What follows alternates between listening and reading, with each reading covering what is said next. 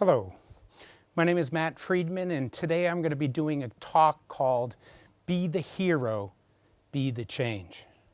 In order to understand how somebody like me would kind of come up with this type of book, let me just start off with a little bit of history about who I am and how I got into all of this kind of work. I have been working on the issue of human trafficking for about 30 years, but I've also worked on many other topics. My career started in Nepal. I was there for 8 years. I went from there to Bangladesh for 5 years, 10 years in Thailand, and here I am now in Hong Kong.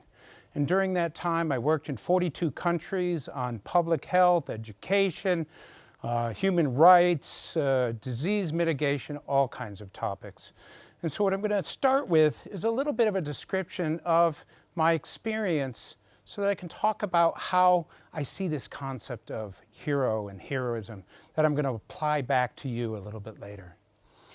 To begin with, when it comes to my human trafficking journey, when most people think about human trafficking, this is what they think about: forced prostitution, for good reason. There are 4.5 million women and girls in forced prostitution around the world. Now, my first exposure to this was about 30 years ago in Nepal. I was a public health officer, and my job was basically to translate resources into healthier people. At that time, we were finding girls 12, 13 years old who are HIV positive. If you know anything about Nepal, it's a very conservative culture. We should not have found that disease among that age group. So we went to go and talk to them. And we heard pretty much the same story over and over again. And it went something like this. Human trafficker, guy around 20, 25 years old, would go into a village, flash a bunch of money around. He wanted everyone to think he was rich. He'd then go around saying, I'm looking for a wife. Don't want an urban wife, I want a rural village wife. He'd find a girl, 12, 13 years old. He'd befriend her and then go to the family and say, I'd like to marry your daughter. They're thinking, wow, he's rich, he's handsome, he's going to take care of our daughter. 2 days later, they actually have a wedding ceremony. The entire community is there. After that, he goes to the family and says, I'm going to take your daughter to the capital, Kathmandu. But don't worry, I'll be back in 3 months. But that isn't what's going to happen. Instead of taking her to Kathmandu, he takes her to Mumbai, India, to the red light district where prostitution is. He puts her in a room and he says, honey, stay here, I'll be back in a few minutes. As she was coming in, she saw all these people dressed funny, all these men milling around. She says, no, don't leave me here. He says, it's fine, you just stay here. He then goes to the madam to get the $500 for having sold her to the brothel. He has the gold from the wedding, and he hands the wedding photos over to her. He then leaves to go back to Nepal to do this again and again, maybe 40, 50 times in a year. The madam then goes into the room where the girl is and says, guess what? Your husband sold you to me, and you're going to be with between 10 and 15 guys a day, every day. You can imagine her shock. No, my husband loves me. No, that's what happened. When she comes to internalize this, many of the girls say, I will kill myself before I do those shameful things. The madam then takes out the photos of the wedding and says, is this your mother, your father, your sister? If you hurt yourself, we will hurt them. So she's trapped in this situation. To make her into a prostitute, it's quite simple. You bring in a couple of professional rapists, and over a 2-day period of time, they rape this girl 20, 30, 40 times, until eventually she just lays back and accepts whatever happens to her.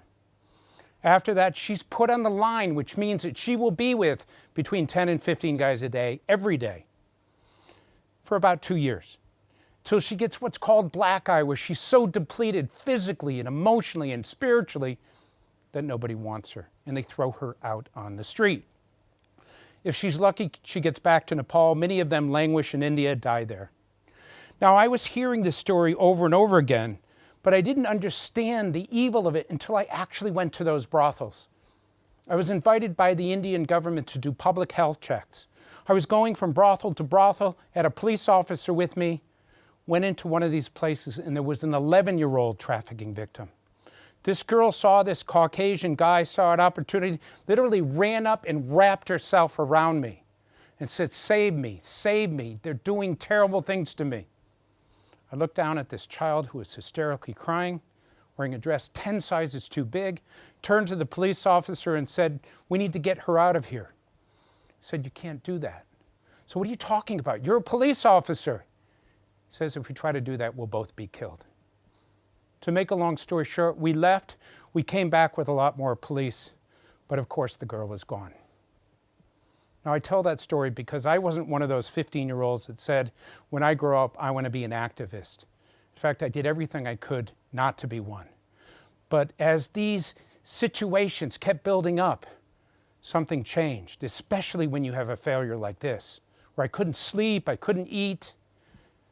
After that, I started to spend more time at the shelters where the girls are to better understand their condition. And there was a particular shelter that I would go to, and there was a particular girl, Gina, who, for a variety of reasons, I just had a special friendship with.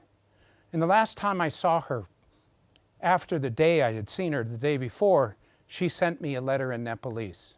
And this is what it said. I look back on the day when I left my home. I was only 12. I was so happy, so full of life. I had such dreams. Now look at me. I will never marry. I will never have children. I will not see my next birthday. I need you to promise me something. I need you to do what you can to prevent any other girls from falling into this hole. Promise me you will end this evil. Promise me you will never stop trying. I don't care about myself. I'm done. Don't let any more of our sisters go through what I went through. You can probably imagine how I felt after this. And this for me was the point that brought me from being a regular person to an activist. I crossed over a line on that day because I did what a lot of people who get into activism do, is I just surrendered to the fact that now that I know about this, I can't turn my back on it. This is what I'm going to do with my life. And 30 years later, here I am talking to you. So what are we up against? What is the issue that we're dealing with here? And it really comes down to a global problem as big as the pandemic that we're facing now. There are over 40 million people in modern slavery around the world. There are more slaves today than any other time in history. There are more slaves than there are Canadians. 9.2 million people enter per year, 25,200 per day, or a new slave every 4 seconds. 1, 2, 3, 4. Somewhere in the world, somebody's entering into modern slavery. When it comes to the different forms of slavery, it's not just women and girls, it's men and boys. This is a fishing trawler. The story behind this, a boy from Cambodia is told that he can go on this boat. He's told it's going to go out for about 3 months. He'll catch some fish. He'll make some money. He'll come back. He'll be a hero to his family. He gets on the boat. He doesn't realize he's been sold onto the boat. The boat goes out, but it doesn't come back after 3 months. It stays out for 4 years. He will work 17, 18, 19 hours a day, every day. If he doesn't, he gets beaten and tortured. The only food he'll have the entire time he's there is rice and fish, nothing nutritious. In order to get him to work, they give him strong stimulants, so he's constantly on these drugs. If he gets injured, if he gets sick, they throw him off the side of the boat. At the end of the 4 years, the boat comes in, he goes to the captain and says, "Give me something." Captain says, "Go away. You're illegally in our country." Guy says, "I'll tell the police what you did." Guy says, "Go ahead. We own the police." This is another form of human trafficking. I worked in Bangladesh for 5 years, and during the time that I was there, a lot of trafficking happened around 2-year-old boys being trafficked from Bangladesh to the Middle East. Now, those of you who are parents know that a 2-year-old doesn't have the manual dexterity or concentration to do repetitive work. So what do you do with an infant? You put him on the back of a camel. Why? Because if you put an infant on the back of the camel, they kick and scream, and what does the camel do? It runs. So they race camels, and they bet on the races, and they use infants because they are light. Assuming the child is able to get to age 5, and not all of them do, many of them fall off and get trampled, he's starting to gain some weight. He's slowing down the camel. So they take this boy and throw him out onto the street. So at a time when most little boys are beginning their life, going to kindergarten, you have a 2-year-old boy by himself in a foreign country, doesn't speak the language. You can imagine what kind of life that child's going to have. Not very good. So what I'd like to do is just give you a couple of other nuances of the things that I experienced that kind of are strange, but it's not unique to this type of development work.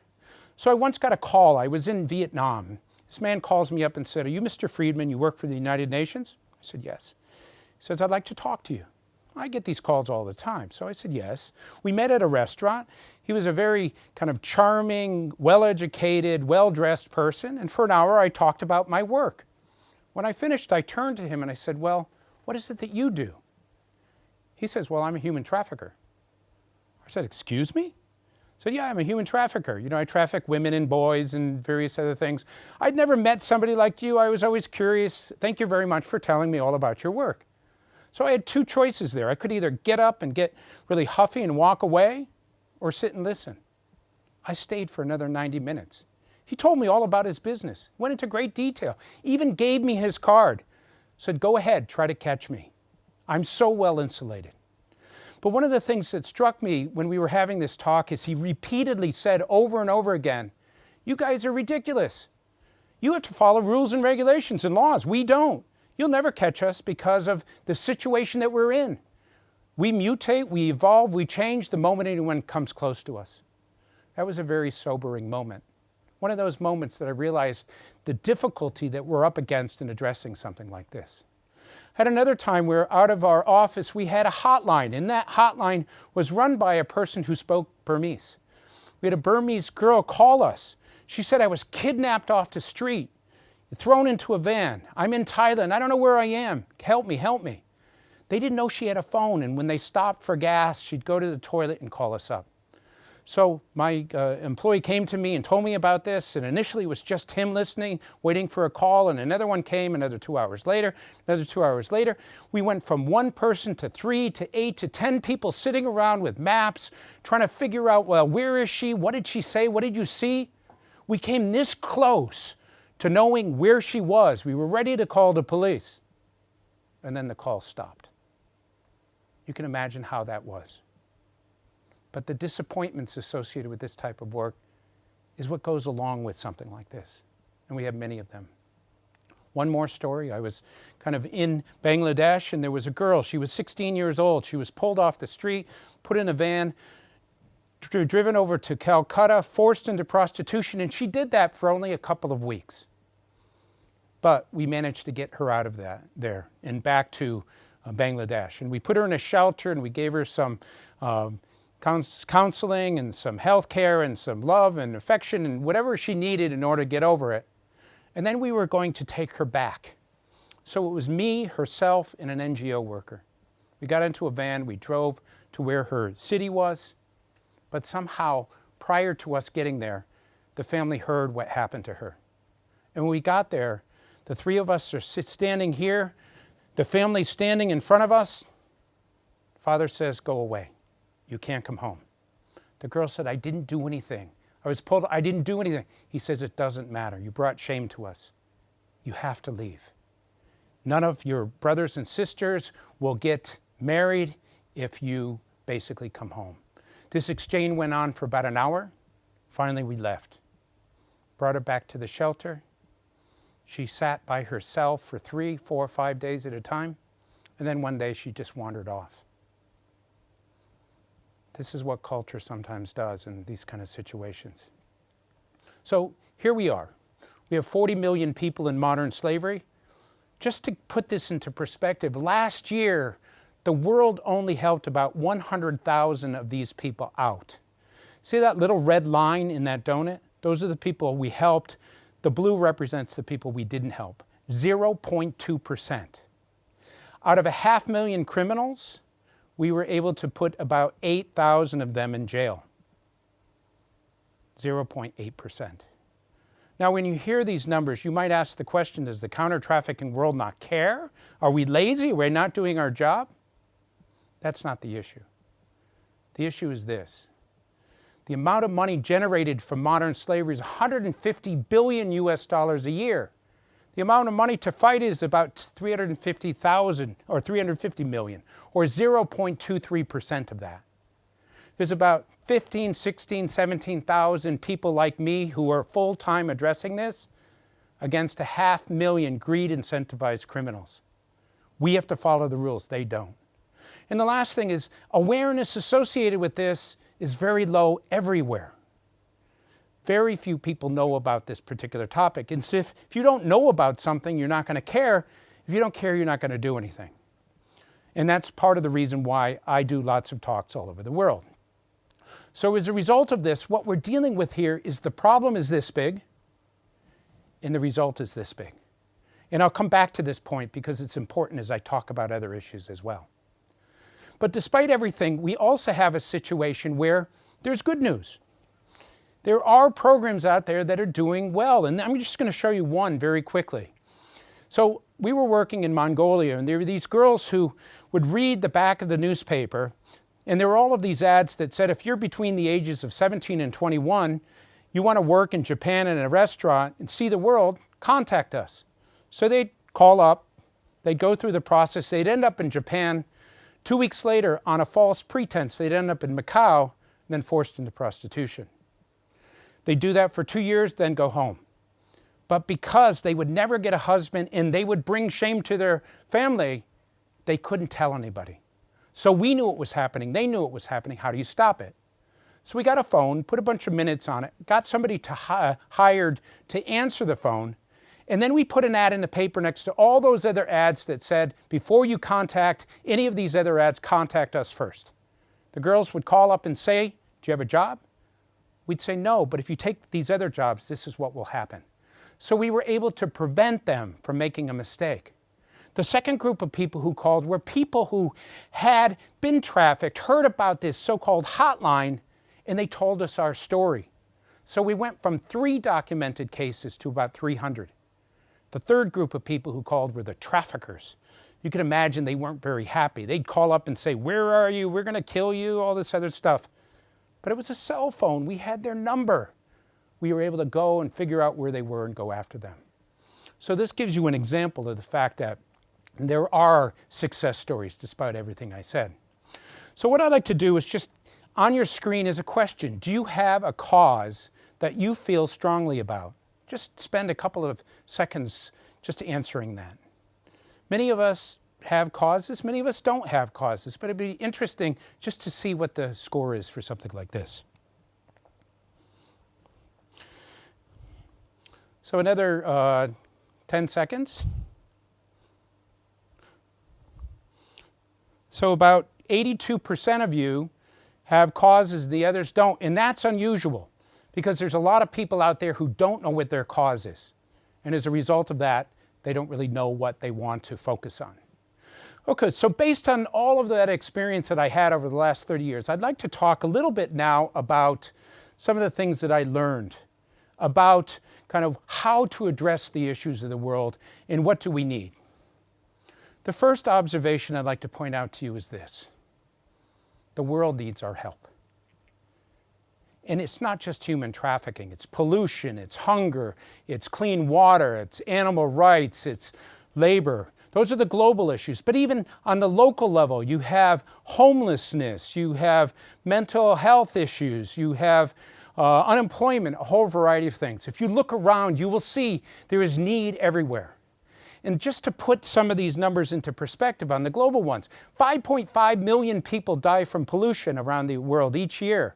783 million people without clean water. Close to 800 million people are hungry. 168 million. Look at these numbers. They're massive.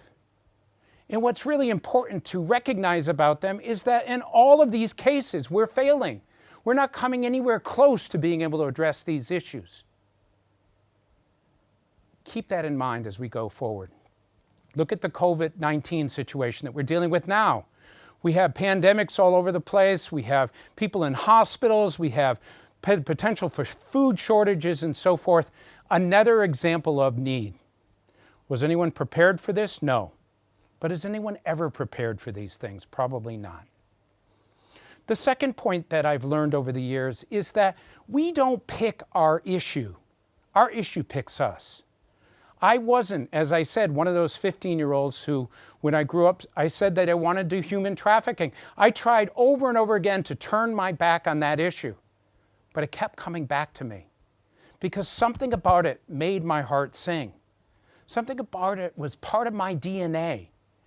And I say the same about all those other issues. For those of you who have found your issue, you have been able to get to the point where you know what it is, and that's a good thing. There's natural compassion in the world. Here in Hong Kong, you see these elderly people pushing cardboard. There was an example not too long ago where a woman was pushing this across the street in Central. The cardboard fell off. Within 3 seconds, from every direction, you saw people coming to help her. Some people were stopping the traffic. Some people were putting the cardboard back on. Some people were helping her to push it off. One person took her to where she needed to go. Nobody asked her. Nobody asked to do that. They just did it. It's spontaneous. It's a part of what we do as human beings. When we see people in need, we help them. That natural compassion is very much a part of who we are. Another thing I see is that I come in contact with a lot of people and they like their lives, whether they're students or in work or graduate school or whatever. But there's always kind of that inkling of something missing, a little bit of emptiness or a lack of purpose. And it comes up now and then. I hear this over and over again. I come in contact with some people and I'd say, why do you look this way? And they're like, well, I just feel like something's missing. What I think is missing here is that there's an imbalance in a lot of people's lives where they take, but they don't give anything back. And I don't mean reaching into your pocket and getting money. I'm talking about actually kind of being a part of a process. So when you start to do things, when you volunteer, when you give of yourself, that balance gets corrected. And as a result of that, people start to feel good. They feel fulfilled. They recognize the gap that was there was the fact that they weren't doing something. And I'll come back to this point because I think it's really important. So the next question we have is, do you sometimes feel a desire to help, to get involved yourself? And take a couple of seconds to go ahead and do that.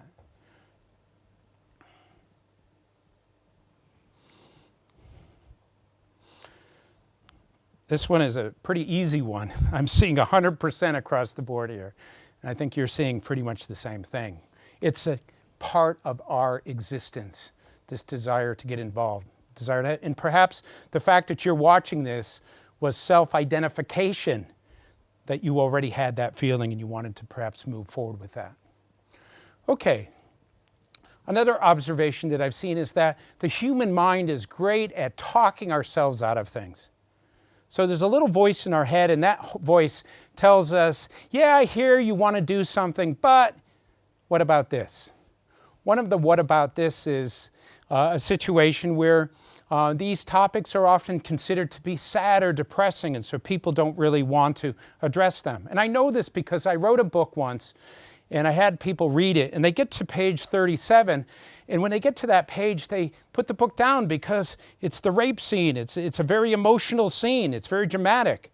It's hurtful to read that. So here you have a person in their living room, sitting on their couch with the light on, with a cup of coffee, with the air conditioning on, and they can't get past that. I think it's extremely important that we push through and feel the pain of these people. We have to get over that feeling that life has to be happy all the time. That's an important part of the process. I'm too busy. This is another thing I hear. And I know we're all busy. But in Hong Kong, the statistics say that we spend about 2 hours on our phone a day and as much as 2 hours on television. We're not talking about days and weeks of time committing. If you decided to volunteer, you could probably find an hour a week from that busy schedule of yours to be able to address things. I have nothing to offer. I hear this all the time, and it's usually young people who say this. I'm just a student. I'm just a junior professional. I'm just an average person on the street. We all have something to offer. We all have a gift. We all have experience that allows us to do things. Don't ever allow yourself to tell yourself that. It's a lie. Because we do have things at all different ages. And I'll give you an example of that a little bit later. What if I start volunteering and I don't like it? It would be really embarrassing and disrespectful for that organization. Well, I work for an NGO, and I know that I would much rather have people try something and come to me and say, well, it wasn't for me, and walk away than never to try at all. An important part of this process is basically to get people to do things. And you're never going to do things unless you try things. So, our next question. Have you had situations where you talked yourself out of acting? Have you heard that voice? Here, the question is on the screen now. A little voice in your mind that's telling you that you, yes, I want to do it, but. Yes, but, yes, but, yes, but. Okay. Once again, it's a universal situation. What I'm describing here is something that you all have experienced yourself. You all know what I'm talking about. Part of the problem that we're dealing with here is that many of us live a life that's fairly content. We don't feel hunger. We don't feel the need for fresh water. We don't feel the pollution. We don't feel the despair. We don't feel the terrible things that many of these people do. And as a result of that, what's the motivation for us to get out of our comfort zone? I'm fine, thanks. When you begin to feel things, things change. And it comes down to a word that you may or may not know. It's called velleity. So I was in Singapore and I did a presentation. As part of the presentation, afterwards, somebody comes up to me and says, your entire talk was about velleity. And I said, excuse me? Never heard of the word before. And basically, the person explained that velleity is a wish or an inclination not strong enough to lead to action. So you kind of have that desire to do something, but you don't get off the couch and do it.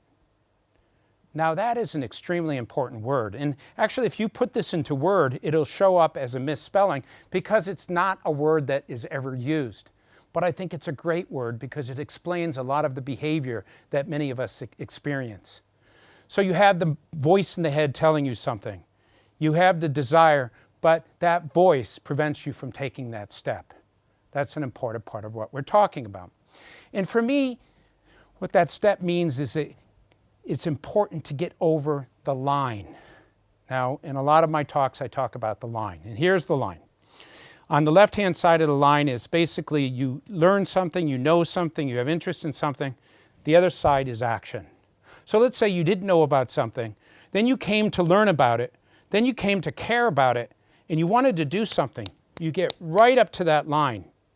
But one of the hardest things for all of us is getting over that line, taking that first step, taking that brave step, getting out of our comfort zone, experiencing change, all of those things.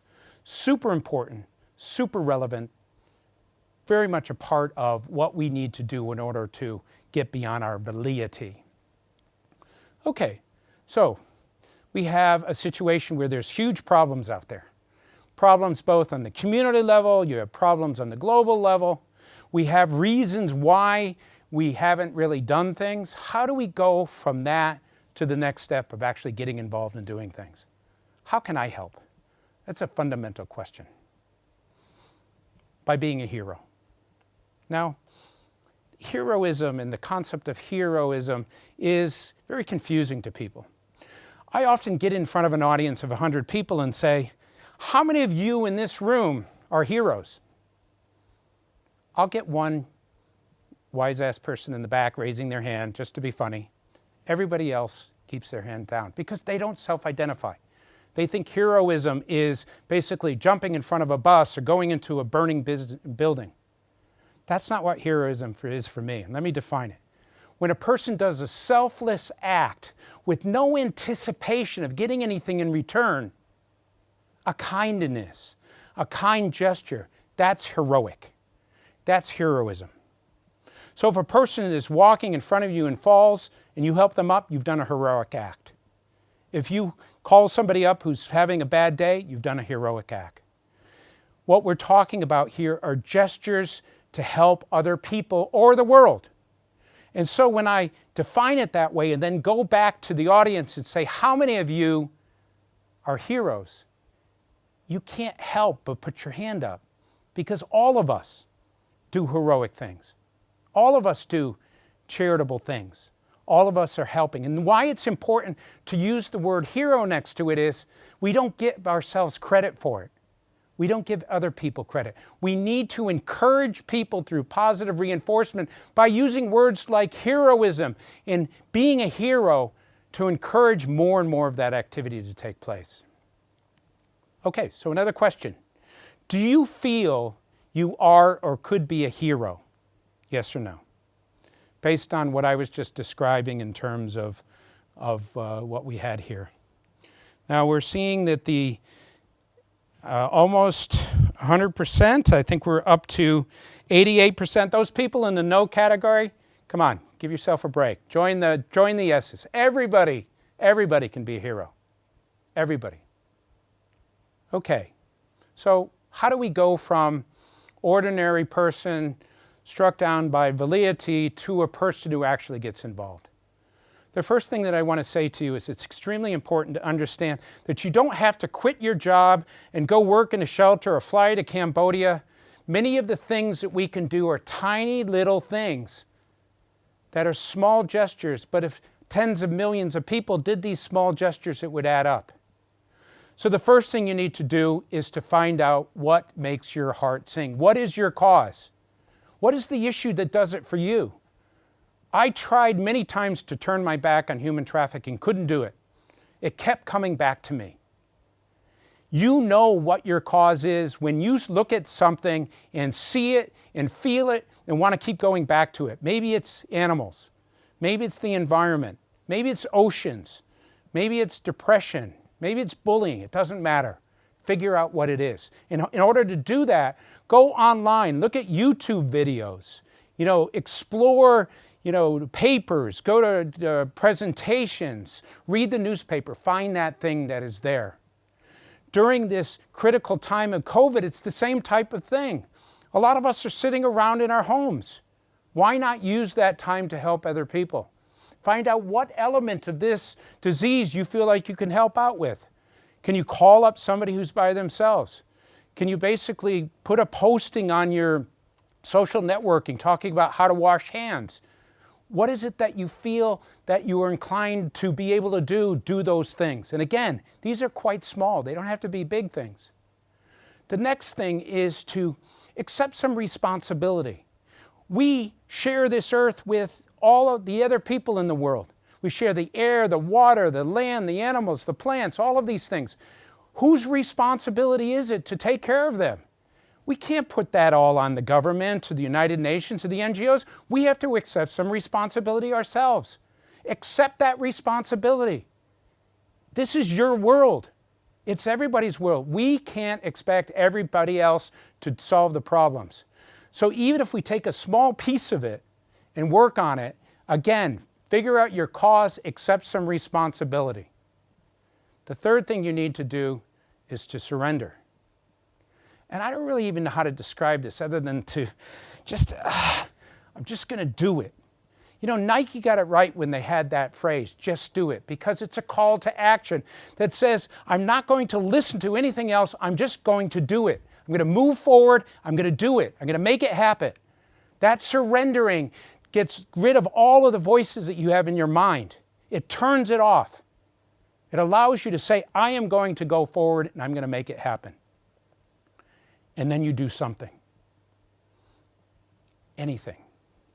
Now, what are the things that you can do? People usually at this point, again, they're seeing me as an activist thinking, well, you know, I didn't take that life course. What can I possibly do? Well, first thing is to go through this process. I call it DASH. This is the acronym that describes it. Decide your issue, accept responsibility, surrender, and help. It's fairly straightforward. It doesn't require much rocket science to be able to go through that process. But the first thing you can do, and this is the easiest thing, and anyone can do this from their home, is to learn about the topic that you're most interested in. Go online, become a mini expert, keep reading about it. And once you have learned that, share that information with somebody else. By learning, you've done one thing. By sharing, you've done something else. Teach your kids about it. Sit down with them, go through it, watch the videos with them. These types of things can be done anywhere. And most people, when they think about this, are thinking, well, you know, it's not that relevant and important. Well, it is, because much of the problem is a lack of awareness. The second, you can join or participate as a volunteer. And again, my organization, many of the volunteers work from home. They're professionals who have full-time jobs, and those jobs are quite fulfilling, but you know, I give them a task and they do it from home. Volunteering can be done at every single age. I got a call from, or an email from a girl who was 9 years old, and she said, Mr. Friedman, I want to volunteer. I said, you're 9 years old. She said, so what? I said, you're 9 years old.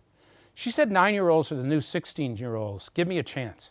So I did. I allowed her to do internet searches because that's what she said she was good at. And she was better than my second-year Yale law student at finding stuff on the internet because she had an inherent gift at doing that. It just was what she did. Donating or giving. There's a lot of organizations that are struggling, especially now, because you have people aren't donating to the causes out there now. Donating a small amount of money, you know, fundraising can really go a long way. Just to put this into perspective, there are some shelters in Cambodia that have trafficking victims that for $5 a day, they will take care of this person. Maybe the state will cover 2 weeks, maybe they need another 2 weeks. Your small contribution, giving up one big, going out on a Friday night meal, giving that money to the right organization can make a difference. All of these things are heroic. All of these things add up. All of these things are contributions to making the world a better place. The last thing I want to say about this is that, as I said, we all have a God-given gift, an inherent thing that we're good at, a personal talent. For some of us, it may be dance, it could be singing, it could be public speaking, it could be writing, it could be selling t-shirts, it doesn't matter. If you're able to find your cause and apply to that cause, what it is your gift is, it's a double win. Because you're doing something you naturally feel good about, you care about, you're adding value, and all of these topics that I'm talking about, even human trafficking, we've used dance interpretations, we've used music, we've used public speaking, we've sold t-shirts. All of those and every other issue is very much the same. So, another question, I think the last one, do you feel you have a personal gift you could use to help the world? Something that is inherently yours, and maybe a lot of people don't know it. And unfortunately, there's a lot of people that don't even know that they have gifts, or they haven't really thought about this. I can see that you all understand what I'm talking about when it comes to this idea of a gift, because we're almost at 100%, and that's a great thing to see. Okay, so I'm going to just tell a couple of more stories and then I'll end. Many, many years ago when I was still in Nepal, I desperately wanted to do something to address the issue of modern slavery. So I decided I was going to write a book. As part of this book process, I went from shelter to shelter to interview the women and the girls. I went to one shelter and there was a girl named Geeta, and every time I approached her, she said, no, I don't want to talk to you. But she sat and listened to all of the other interviews.